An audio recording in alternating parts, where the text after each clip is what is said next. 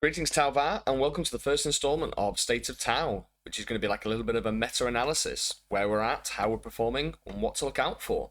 So, what I've been doing recently is I've been really pulling all my attention into kind of creating almost like like a roadmap of what kind of content I'll be doing and when and where it's going to be available. So I previewed it in the last video, so my scheduling looks a little bit like this. So you'll see that today is Monday, the first week in March, and I've got State of the Tau, which is going to be happening now. And then I'll also be reviewing the first two rounds in the tournament replays, where I'll go through a TTS visual walkthrough of my games from the Manchester Super Major that happened the previous weekend. And then on Tuesday, I'm going to be doing some academy training, which will be uploaded content, and I'll be how to build balanced tau lists, and I'll be looking at all the detachments just to kind of give you a staple following on from this video of like what the kind of list would look like in my eyes. And then I'm going to be doing some tournament reports of the written documented reviews on the Discord, which is available to Chasprays and Chassels. And you'll notice that subscription tiers are color coordinated. So the red being the free tier, the community aspect. Pathfinder is purple, blue is Chaspray, and green is Chassel. Now, I'll also then be doing on Wednesday the follow-up of the tournament replays. I'll be going through rounds 3 and 5. Again, TTS walkthroughs, so you'll be able to live and breathe all through my eyes in terms of what I did and why I did it, the tactics I did throughout the event. So you'll get a real good scope of how to utilize my list and how it performed. Then on Thursday, I'm going to be doing the awesome premium list building call, which is every 2 weeks and in the Discord, available to Chasprays and Chassel tiers, where I'll have your list reviewed, refined, and optimized live. And you can ask me any questions and understand the why part rather than me just handing you a list and saying, go on, do your thing. I will give you all the inside scoops of what you need to know.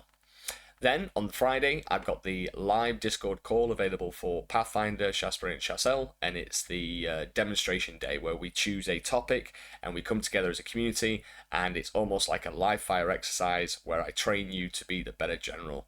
And this week we're going to be doing a deployment exercise versus new Eldari detachment, the aspect host, because it seems to be a very popular one. I know Yannari is very popular as well, but I'm going to start basic first and go through the aspect host. And then on Sunday, it's the live Discord call where we're going to go into a full-on deep dive of better the meta. So stat check data, post Manchester UKTC major review as well, and this one is definitely a package that's perfect for people that are wanting to constantly go to tournaments, improve their game, and just perform at the highest level. So that's a little bit of a snippet of the scheduling. And remember that all my content that I do is uploaded to an online platform, so even if you can't join on live calls, you'll be able to watch it back on replay, and then all the live calls are recorded. Now, if we go straight into the state of Tau. So right now, Tau's in a bit of a weird spot, right? So we look at GW's goal, which is to make everything in a balanced percentage, or around about like they're aiming to get like 40. I think it's like 46 to like 54. We are currently sat at 50%. So on the one hand, we are perfectly balanced by data, but on the other hand, as Tau players, we know that we have to jump through a lot of hoops. And specifically talking about our guiding mechanics, so in order to get like ballistic skill 3, we have to have a unit that's dedicated to guide for it. And then there's also another caveat that if we do split fire, we're at -1 ballistic skill, and with an army that hits on 4s, it can be a bit rough around the edges. So at the time of its creation, it was something new, but I think as the game has evolved, it's become a little bit frustrating for us Tau players to always have to jump through hoops just to get our army to shoot good, whereas other armies just seem to get it, and other abilities that are consistent through the game. A lot of the other caveats like Montcar first 3 turns, Kyon last 3 turns, and it just feels a little bit like we only have a detachment half the time. So there's a couple of inconsistencies within the Tau design that frustrates us, but doesn't necessarily frustrate opponents, right? So my wish list is that we have the -1 ballistic skill removed as a split fire mechanic, and maybe if we're really kind of giving a wish list to GW, it would be to have some elements of our Kyon and Montcar exist outside of the turn stipulations. So it could be, as an example, Montcar could just give you assault throughout the entire game, mirroring kind of what Star Shatter do in Necrons, but then only have lethals for the first 3 turns. Kyon could be something like sustain hits 1 and then sustain hits 2 later, just as an idea. So I think there's a couple of bit of points that they could just help us out on, but we have to remember that if it becomes too overpowered, we suddenly go into that 60 odd % win rate, which can then be a problem because then we get nerfed and so on and so forth. So there's a bit of balancing there. But if we go into Tau specifically, one of our strongest detachments at the moment, if you're thinking of going to events, is Monkar. It is performing equally to things like Legions of Excess or Sons of Sanguinius. It's at 75% win rate. Because the game at the moment has taken a very kind of quick flip from being passive to aggressive.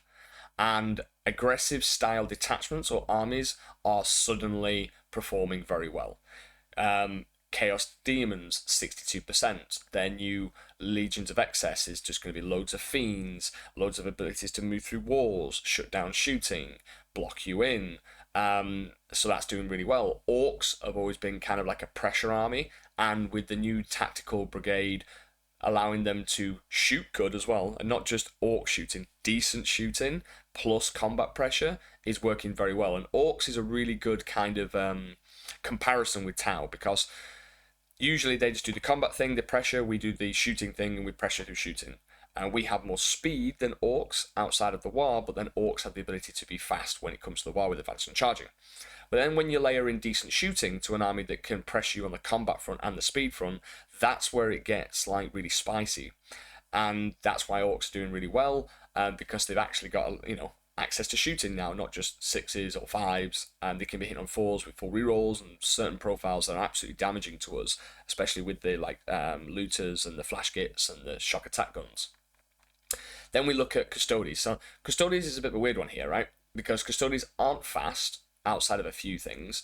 Bikes are too expensive, but they do have these bricks that can go, I don't care how fast you are and how vicious you are. If you cannot deal with 2 up and 4 up and then potentially 4 up feeling the pains, I just stand there and I'm a stat checklist and go, cool, you didn't kill me, now I kill you. If you kill me, okay, game's done.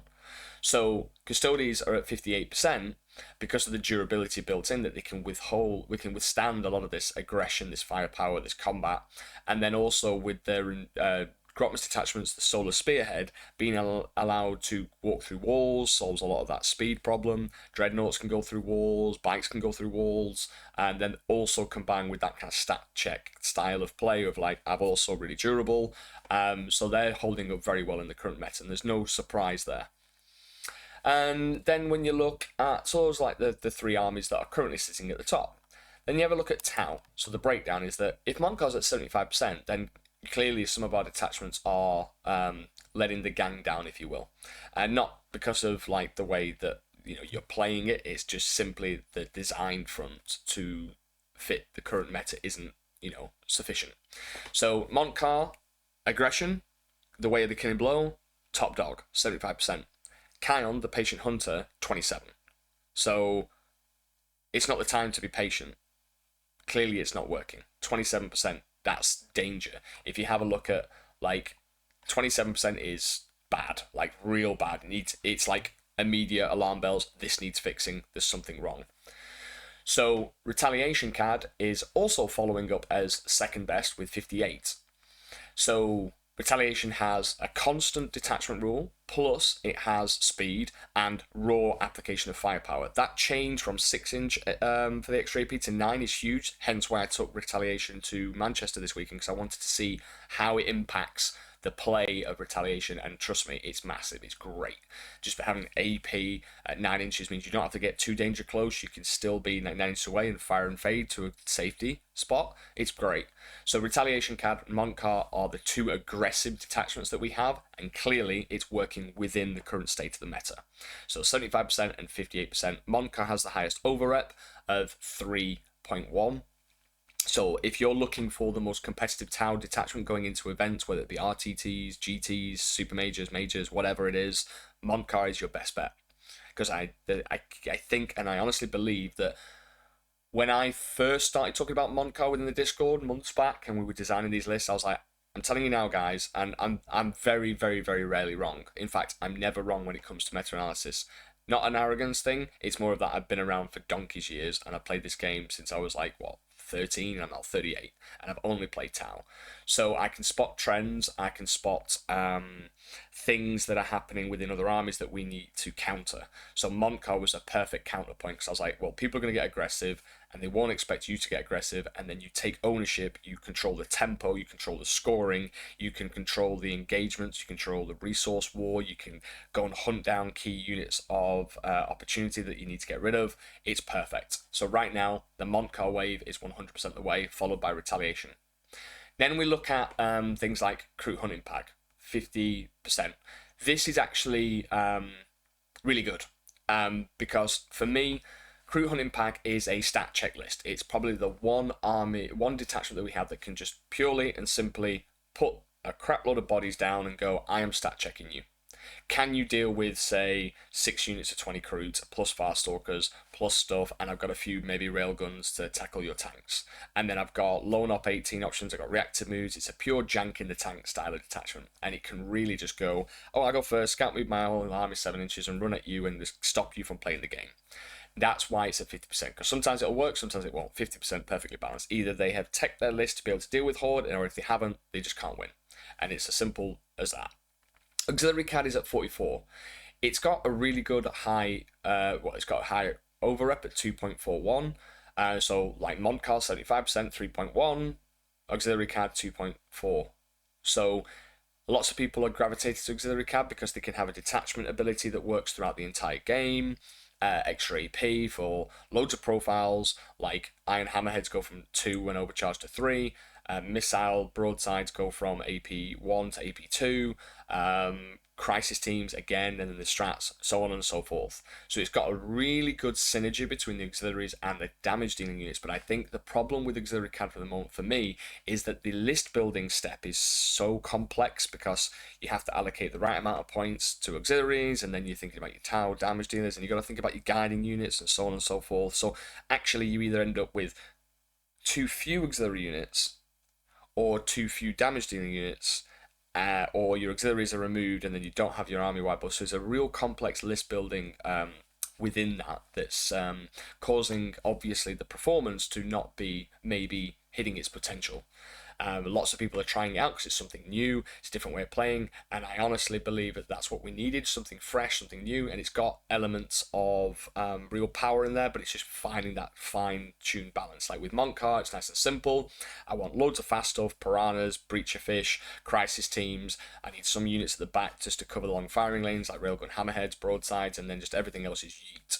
Retaliation, well, I've got a couple of my screening units, Pathfinders, Crews, lots of crisis suits, maybe a couple of backfielders like the Montcar or whatever detachment you're taking, rail sides, broadsides with rails, whatever it is, and the rest is just send. So very easy to kind of get behind, very easy to build a list behind, and that's why it's doing very well. And then obviously Kyon. Now, I've mentioned before, that's bad. 27%. I've never seen it dip below that. I think the worst that I've ever seen it was like 34. So this is okay. We're in problem zone. It needs a rework. It needs something new. Whether that's giving Kyon sustain its 1 throughout the entire game, sustain its 2, but I just generally think it's struggling. There's two elements to this. Is it struggling because it's bad, or is it struggling because we are not changing our lists to fit the meta? So how would you be able to change a Kyon list to fit the current meta? So what I would do is I'd look at, are you taking enough screens? The double Recruit, double Pathfinder, maybe a couple of Vespid units could really help. This to slow the enemy down. Could you be more aggressive with your play early? Because if you think about it this way, you gain 33%, or you gain a sustain its 2 from turns 2 if you take the enhancement, or turn 3. So why not just kind of push early like you would Montcar, and when you do lose a few resources, so it's okay, your other units will make up for it when they get the sustain its 2. So maybe there's a bit of a change in the way that we play Kyon that we need to adopt, rather than just saying it's bad, it's at 27%. But I will acknowledge that for it to be that low, it's bad. And a lot of people have just left it alone and not played it and gone over to Auxiliary CAD, Montcar, Retaliation, because it's just fun and they're just giving up on Kyon. So there's an element of that. So it's not just, if equal players were playing all of the detachments, then maybe that percentage would look different. But right now, it's definitely the lowest of the barrel for us. So, if you want to know more about the kind of like meta dashboard, where I go into the other section, which is the meta matchup overview, in the Chassel things, we go through all of the kind of like different armies that we play, percentages, and what we can do to kind of like improve versus some of those bad matchups. And obviously, we celebrate what's going well against the ones that we're winning. So, retaliations to give you one, we are doing really well against Tyranids, but we absolutely are getting curb stomped by, say, Necrons. So I go into a bit more detail as to why and what we can do to avoid the bad and celebrate the good. So if we now look at a quick view of the Meta Monday. Now the Meta Monday is, as it says on the tin, it's released every Monday. Shock horror. What it basically does is gives you a rundown of the events, and this one of the recent update today was the Elves are back in town.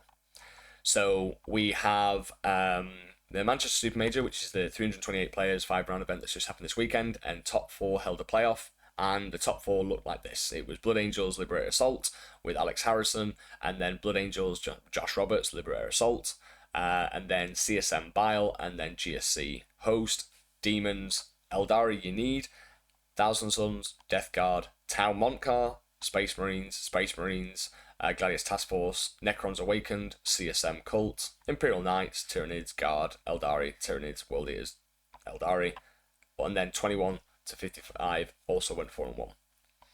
So if you look at that, we got one Tau that finished in the top 10, which is a massive achievement, and well done, Fernando. I will show you his lists. I went over and congratulated him, and I also saw him having a really tight round 4. So well deserved, buddy, and well done on representing Montcar. And then we look at some other events. So if you just look at like top 2, Orcs Warhorde, Eldari, CSM Bile, Tyranid Invasion,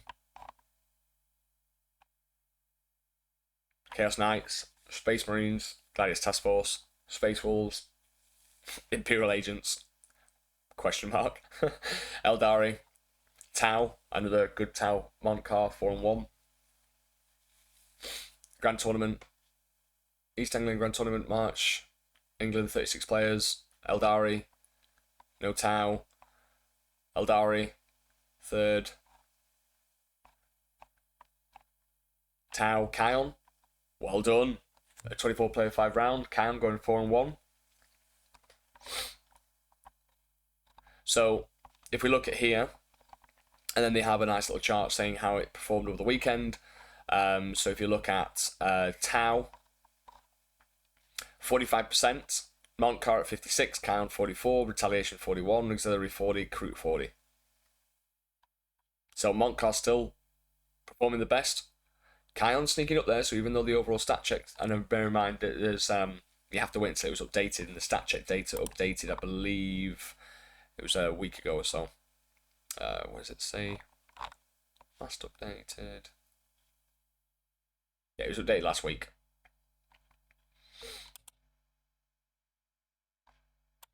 Okay, so let's have a look into some of the Tau lists at Manchester.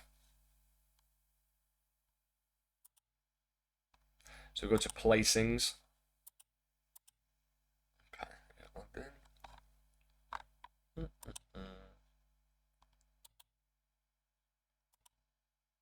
Well, I want to show me the placings. Okay, roster.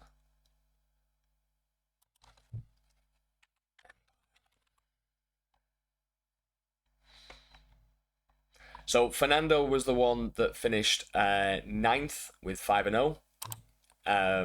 So Fernando Soriano, sorry if I've mispronounced your name, buddy. He's took Montcar, he's took Cadra Fireblade with the 2 gun drones, an Enforcer with the cyclic Marker Drone Shield Drone 3 plasmas, Ethereal with Strike Swift with Marker Drone Shield Drone, because now Ethereals have the greater good ability to guide. A single breach team. I was questioning why he took a marker drone. He could have been done with the gun drone because the marker drones allow you to advance and guide, but if you have assault, you can just guide anyway, and a gun drone can do that anyway. So, a strike team with marker drone, guardian drone. Pathfinder team, he's taking the recon for infiltration, and he's obviously got the 3 ion rifles, and then with the team leader marker drone, shield drone. Stealth suits, stealth suits, stealth suits, fusion blaster, support system, marker drone, shield drone, a unit of 5 Vespid, a single ghost skill with cyclic iron raker twin fusion, a support system, 2 iron cannon hammerheads with the accelerated burst cannons and seekers, so not taking the SMS but going for the more shots, strength 6 AP1. Then you've got 3 single piranhas with the fusions and seekers, and then you've got followed by 3 riptides with the iron accelerator missile pods with the missile drones and the twin plasma rifle, and then a single devilfish to go with the breacher cadre combo. So in this list, it's very much kind of designed around, like, I'm going to have my one little package to go in with the cadre to go and deny primary and also shoot good, a strike team to go with the ethereal, so then obviously you can bestow scout move 6 to 2 units, and then actually the ethereal gives the 5 up feel no pain to strike team, and the strike team do have the -1 to wound guardian drone from ranged, so it's a little bit of a durable battle line unit that can just do the strike swiftly, sit on a home field, not really care about indirect, and sometimes come out to play as well, because again they're OC2, the battle line, and they're quite durable when you factor in -1 to wound and 5 up feel no pain. Then the Pathfinders need no instruction, the double guiding, and obviously the infiltration wall. The infiltrate plus scout move is very potent, so if you're not having the recon drone on a unit of Pathfinders, make sure you do, because this combo is great. The stealth suits do stealth suit things, they're great for doing secondaries, they're great for guiding, and the small footprint as well. A Vespid unit for uppy downy, protecting board, going up and down, doing secondaries. Ghost Keel is your big distraction card effects, just to lure things out. Lone up, durable, 2 blanks, it's quite annoying to kill. The Iron Hammerheads are fantastic in Montcar because of obviously the extra AP strat that you can do, so they can go to AP3. So if those two were shooting the same target, they could both be AP3 with lethals and everything like that. So, and then the 3 piranhas again, mission play pieces, battle shock can come in big.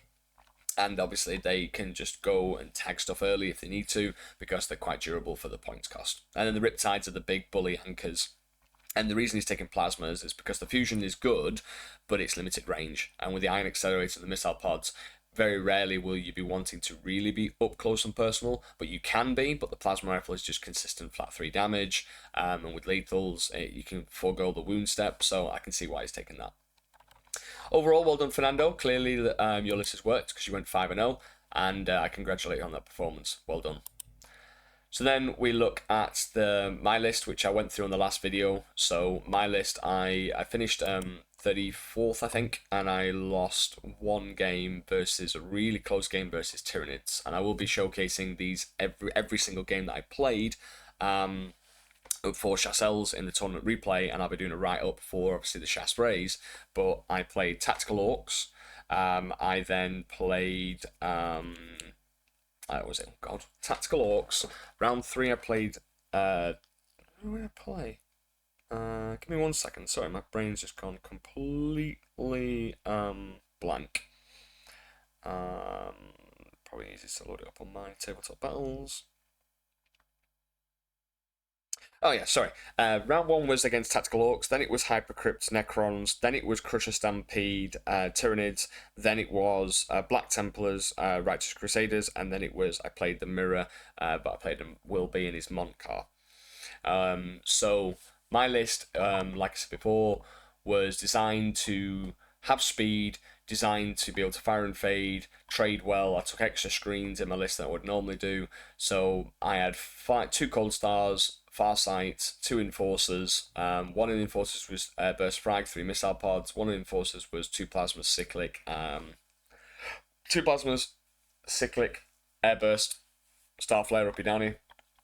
The Prototype Weapon System Cold Star had Cyclic to a Burst Cannon Airburst and a High Upper Burst. Cold Star Infusion was 3 Fusion with a shield generator, because I wanted my entire unit of Sunforge to have invuns, including the commander, because I was like predicting Eldar and I wanted to have extra durability. Farsight. And then I had 2 broadside teams armed with the SMS rather than the Seekers, for again indirect fire to go against Eldar and win the trading war. Fire Knife team with all missiles, Fire Knife team with all plasmas, Starsight team with all bursts, Sunforge, 2 units of Recruit, 2 units of Pathfinder, 1 with Grav, 1 with Recon. The reason I took the Grav was because I knew that there was going to be a lot of MSU fast Marines, so I wanted to at least have a -2 built in, just to make it a little bit easier for me. And then 3 stealth suit teams. No Vespid, but the list performed very, very well. I only lost because of a Shadows of Warp play, which my opponent had to do in his turn. And if I'd have passed, I think I passed with my crew, and I had three other crisis teams on dual objectives, and if I'd have passed one of them, it'd have been a draw, 75-75, and my secondary cards let me down massively. My last four cards and the bottom of the deck was like extend, secure, area denial, and containment. I was like, nice. But very, very, very skilled player. I really enjoyed the game. Don't mind losing when it's down to like a fantastic game, because winning is not the be all and end all. But it was a little bit frustrating with obviously the bad secondaries plus the Shadows of War, but these things can happen. But honestly, really proud of the list. It worked very well, and I had a whale of a time.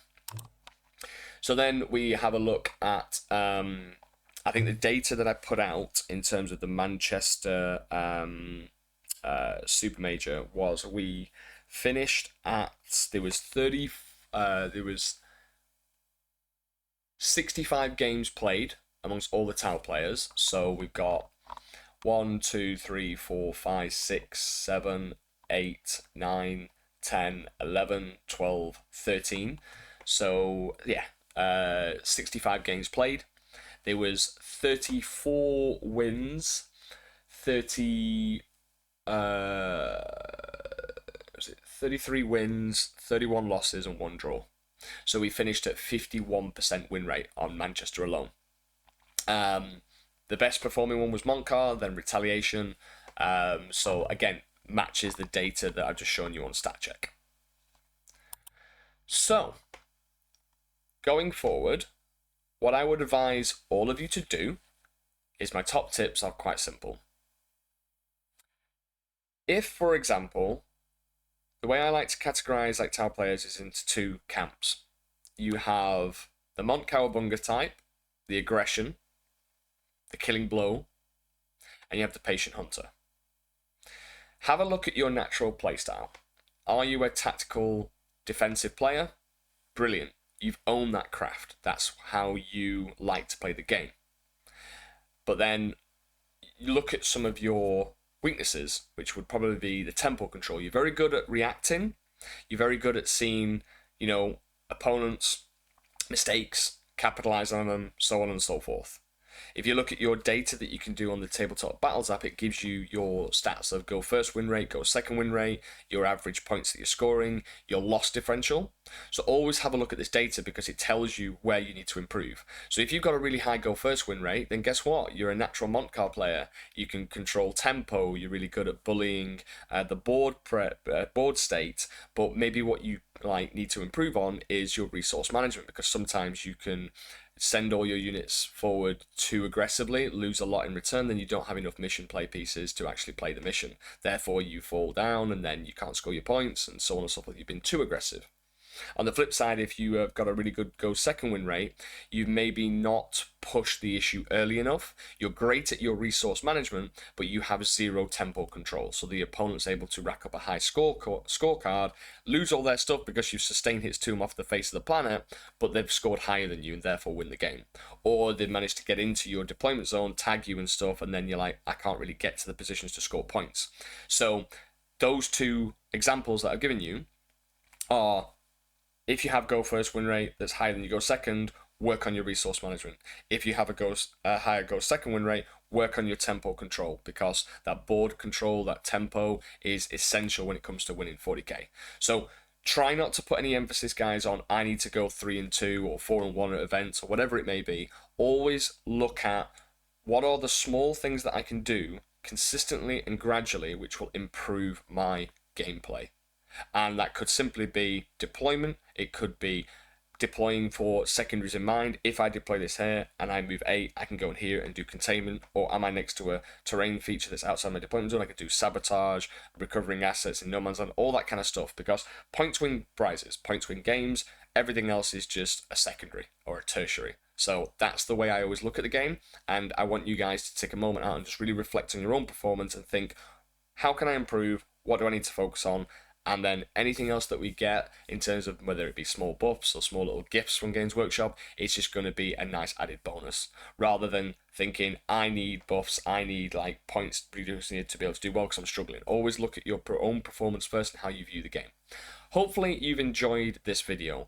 I wanted to keep it under half an hour and it's just hit the half an hour mark. And leave me comments in below if you've enjoyed it. Leave me comments of like suggestions that you might want to see in the future.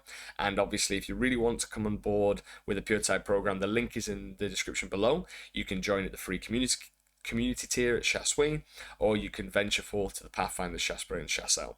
Everything I do is with passion. Everything I do, I want to improve the performance of people by understanding what they're struggling with and overcoming those obstacles together. And the community that we have in the Puretide program that's been built the last 2 years is phenomenal. It's the best place to be. It's the most positive, high energy environment that you'll ever be a part of. So make sure you check it out. And obviously, if you do come on in the relative tiers, look at the scheduling and get involved in those live calls with me. You get my time, my energy, and I will work with you to help you overcome those obstacles. So without further ado, thank you very much guys for your time, and I look forward to speaking to you all soon. Take care, see you later.